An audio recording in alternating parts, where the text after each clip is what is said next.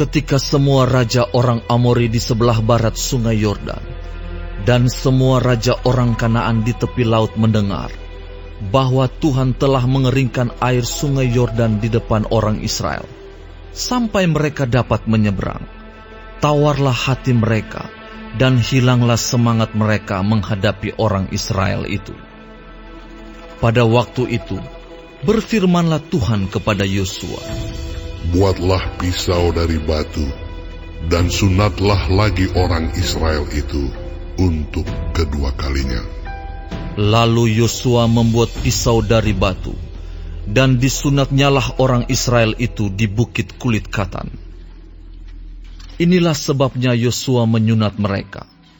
Semua orang yang keluar dari Mesir, yakni yang laki-laki, semua prajurit, telah mati di padang gurun di tengah jalan setelah mereka keluar dari Mesir. Sebab semua orang yang keluar dari Mesir itu telah bersunat, tetapi semua orang yang lahir di padang gurun dalam perjalanan sejak keluar dari Mesir belum disunat.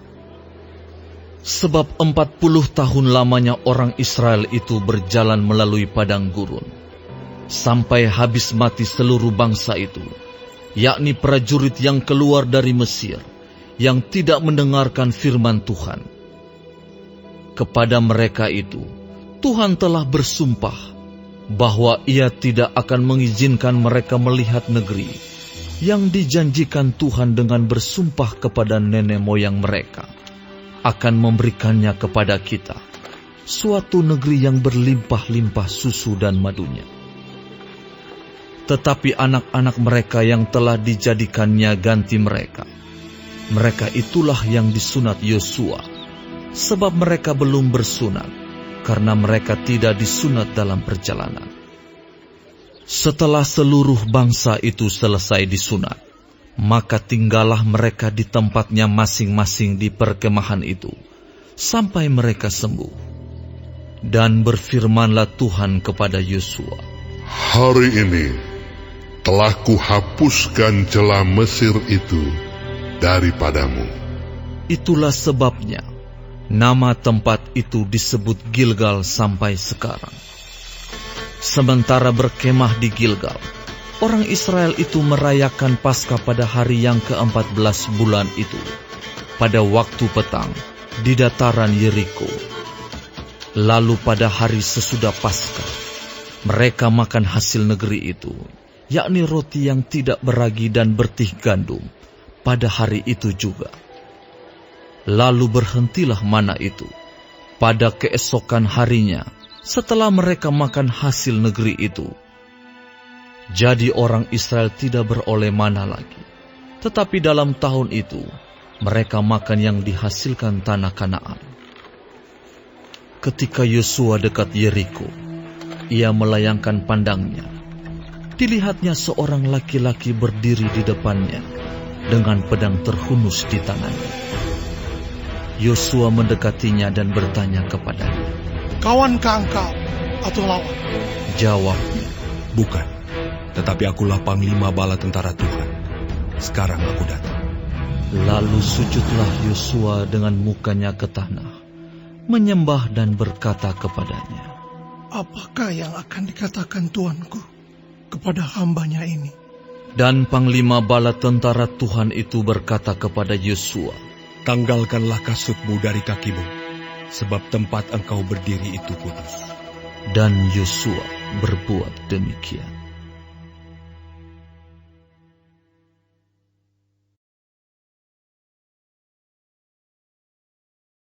Dalam pada itu, Yeriko telah menutup pintu gerbangnya. Telah tertutup kota itu karena orang Israel. Tidak ada orang keluar atau masuk. Berfirmanlah Tuhan kepada Yosua, ketahuilah, aku serahkan ke tanganmu Yeriko ini, beserta rajanya dan pahlawan-pahlawannya yang gagah perkasa. Haruslah kamu mengelilingi kota itu, yakni semua prajurit harus mengedari kota itu sekali saja. Demikianlah harus engkau perbuat 6 hari lamanya. Dan 7 orang imam harus membawa 7 sangkakala tanduk domba di depan tabut. Tetapi pada hari yang ke-7, 7 kali kamu harus mengelilingi kota itu, sedang para imam meniup sangkakala. Apabila sangkakala tanduk domba itu panjang bunyinya, dan kamu mendengar bunyi sangkakala itu, maka haruslah seluruh bangsa bersorak dengan sorak yang nyaring. Maka tembok kota itu akan runtuh, lalu bangsa itu harus memanjatnya, masing-masing langsung ke depan. Kemudian Yosua bin Nun memanggil para imam dan berkata kepada mereka, Angkatlah tabut perjanjian itu, dan 7 orang imam harus membawa 7 sangkakala tanduk domba di depan tabut Tuhan. Dan kepada bangsa itu dikatakan, Majulah, kelilingilah kota itu, dan orang-orang bersenjata harus berjalan di depan tabut Tuhan. Segera sesudah Yosua berkata kepada bangsa itu, maka berjalanlah maju ke-7 orang imam yang membawa ke-7 sangkakala tanduk domba itu di hadapan Tuhan. Lalu mereka meniup sangkakala, sedang tabut perjanjian Tuhan mengikut mereka. Dan orang-orang bersenjata berjalan di depan para imam yang meniup sangkakala, dan barisan penutup mengikut tabut itu, sedang sangkakala terus-menerus ditiup. Tetapi Yosua telah memerintahkan kepada bangsa itu demikian, Janganlah bersorak, dan janganlah perdengarkan suaramu. Sepatah kata pun janganlah keluar dari mulutmu, sampai pada hari aku mengatakan kepadamu, bersoraklah, maka kamu harus bersorak. Demikianlah tabut Tuhan mengelilingi kota itu, mengedarinya sekali saja. Kemudian kembalilah mereka ke tempat perkemahan, dan bermalam di tempat perkemahan itu. Keesokan harinya Yosua bangun pagi-pagi, lalu para imam mengangkat tabut Tuhan. Maka berjalanlah juga ke-7 orang imam yang membawa ke-7 sangkakala tanduk domba itu di depan tabut Tuhan. Sambil berjalan mereka meniup sangkakala, sedang orang-orang bersenjata berjalan di depan mereka, dan barisan penutup mengikut tabut Tuhan, sementara sangkakala terus-menerus ditiup. Demikianlah pada hari kedua, mereka mengelilingi kota itu sekali saja, lalu pulang ke tempat perkemahan. Dan begitulah dilakukan mereka 6 hari lamanya. Tetapi pada hari yang ke-7, mereka bangun pagi-pagi, ketika fajar menyingsing, dan mengelilingi kota 7 kali dengan cara yang sama. Hanya pada hari itu, mereka mengelilingi kota itu 7 kali. Lalu pada ke-7 kalinya, ketika para imam meniup sangkakala, berkatalah Yosua kepada bangsa itu, Bersoraklah, sebab Tuhan telah menyerahkan kota ini kepadamu, dan kota itu dengan segala isinya akan dikhususkan bagi Tuhan untuk dimusnahkan. Hanya Rahab, perempuan sundal itu, akan tetap hidup, ia dengan semua orang yang bersama-sama dengan dia dalam rumah itu, karena ia telah menyembunyikan orang suruhan yang kita suruh. Tetapi kamu ini, jagalah dirimu terhadap barang-barang yang dikhususkan untuk dimusnahkan, supaya jangan kamu mengambil sesuatu dari barang-barang yang dikhususkan itu setelah mengkhususkannya, dan dengan demikian membawa kemusnahan atas perkemahan orang Israel dan mencelakakannya. Segala emas dan perak serta barang-barang tembaga dan besi adalah kudus bagi Tuhan. Semuanya itu akan dimasukkan ke dalam perbendaharaan Tuhan. Lalu bersoraklah bangsa itu, sedang sangkakala ditiup. Segera sesudah bangsa itu mendengar bunyi sangkakala, bersoraklah mereka dengan sorak yang nyaring, maka runtuhlah tembok itu. Lalu mereka memanjat masuk ke dalam kota, masing-masing langsung ke depan dan merebut kota itu. Mereka menumpas dengan mata pedang segala sesuatu yang di dalam kota itu, baik laki-laki maupun perempuan, baik tua maupun muda, sampai kepada lembu, domba, dan keledai. Tetapi kepada kedua orang pengintai negeri itu, Yosua berkata, "Masuklah ke dalam rumah perempuan sundal itu, dan bawalah keluar perempuan itu, dan semua orang yang bersama-sama dengan dia, seperti yang telah kamu janjikan, dengan bersumpah kepadamu." Lalu masuklah kedua pengintai muda itu, dan membawa keluar Rahab dan ayahnya, ibunya, saudara-saudaranya, dan semua orang yang bersama-sama dengan dia. Bahkan seluruh kaumnya dibawa mereka keluar. Lalu mereka menunjukkan kepadanya tempat tinggal di luar perkemahan orang Israel. Tetapi kota itu dan segala sesuatu yang ada di dalamnya dibakar mereka dengan api.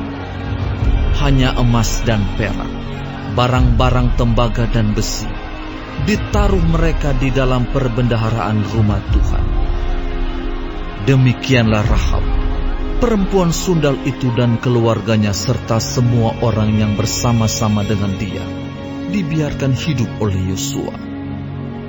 Maka diamlah perempuan itu di tengah-tengah orang Israel sampai sekarang, karena ia telah menyembunyikan orang suruhan yang disuruh Yosua mengintai Yeriko. Pada waktu itu, bersumpahlah Yosua, katanya, "Terkutuklah di hadapan Tuhan orang yang bangkit untuk membangun kembali kota Yeriko ini, dengan membayarkan nyawa anaknya yang sulung. Ia akan meletakkan dasar kota itu, dan dengan membayarkan nyawa anaknya yang bungsu, ia akan memasang pintu gerbangnya." Dan Tuhan menyertai Yosua, dan terdengarlah kabar tentang dia di seluruh negeri itu.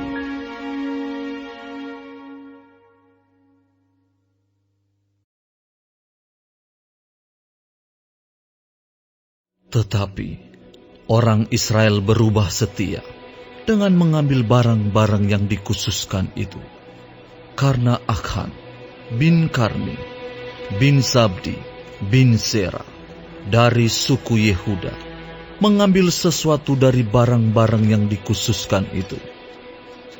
Lalu bangkitlah murka Tuhan terhadap orang Israel.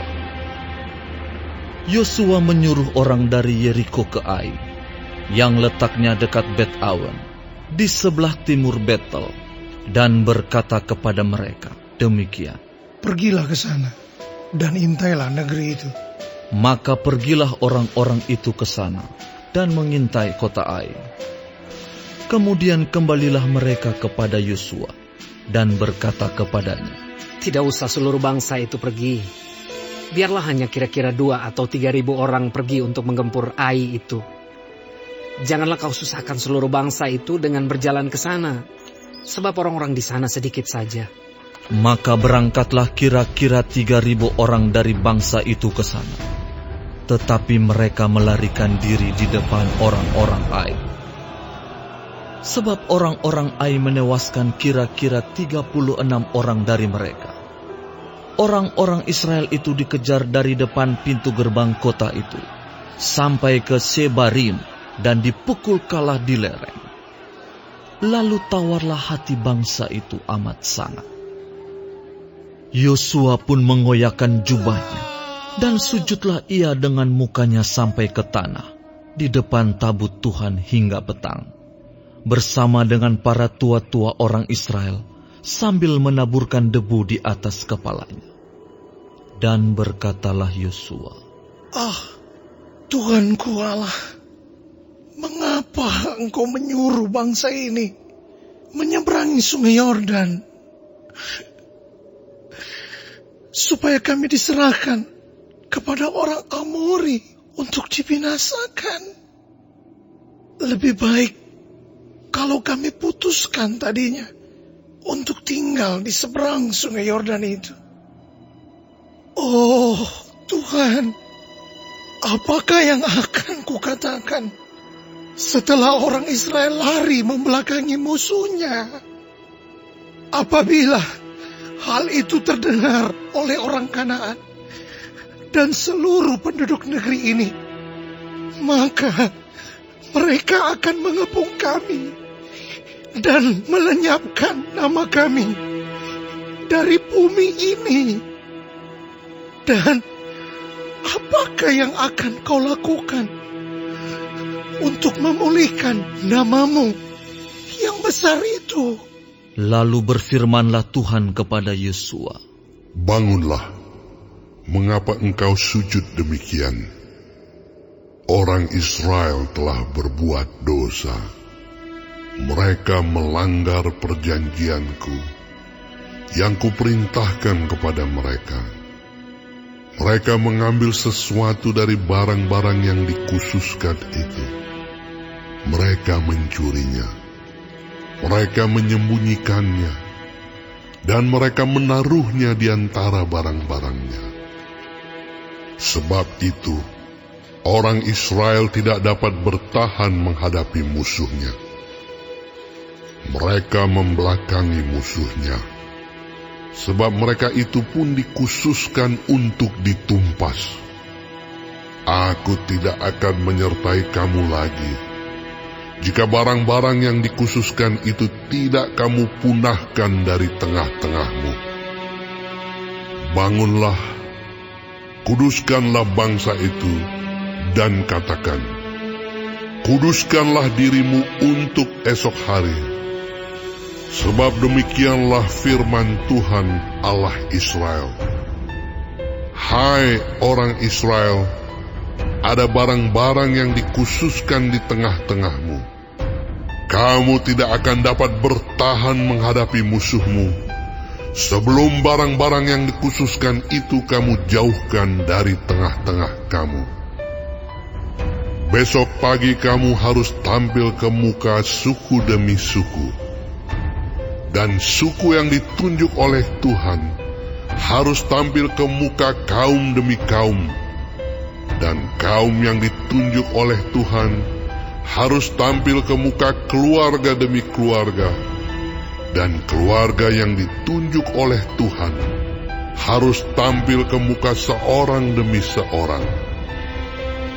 Dan siapa yang didapati menyimpan barang-barang yang dikhususkan itu akan dibakar dengan api. Ia dan segala sesuatu yang ada padanya, sebab ia telah melanggar perjanjian Tuhan dan berbuat noda di antara orang Israel. Keesokan harinya, bangunlah Yosua pagi-pagi, lalu menyuruh orang Israel tampil ke muka suku demi suku. Maka didapatilah suku Yehuda. Ketika disuruhnya tampil ke muka kaum-kaum Yehuda, maka didapatinya kaum Zerah.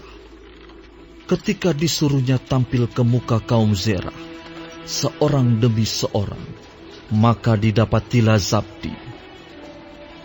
Ketika disuruhnya keluarga orang itu tampil ke muka, seorang demi seorang, maka didapatilah Akan bin Karmi bin Zabdi bin Zerah dari suku Yehuda.